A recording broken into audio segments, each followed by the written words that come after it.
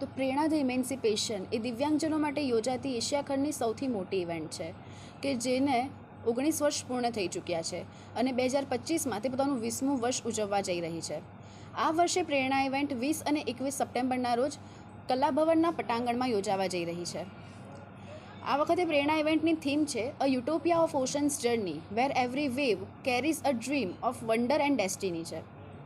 તો આ વખતે પ્રેરણા ઇવેન્ટમાં અલ્ફાઝ જે એક એનું એક મુખ્ય સેગમેન્ટ છે કે જેમાં અલ્ફાઝમાં હોય છે કે અમે ડીએ ડિગ્નિટરીઝને બોલાવીએ છીએ અને તેઓ પોતાના જીવનમાં થયેલા સંસ્મરણો આપણા સૌની સમક્ષ રજૂ કરતા હોય છે. તો આ વખતે અમે અલ્ફાઝમાં વિદિશા બલિયાન મેમ, દર્પણ ઇનાની સર અને પ્રજ્ઞા ઘિલદિયાલ મેમને બોલાવવામાં આવ્યા છે.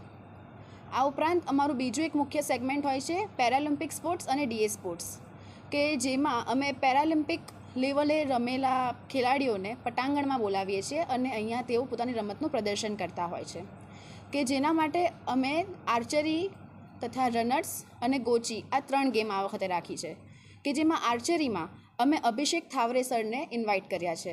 અભિષેક થાવરે સર જેઓ ફર્સ્ટ પેરા આર્ચર તરીકે ઇન્ડિયામાં પ્રખ્યાત છે.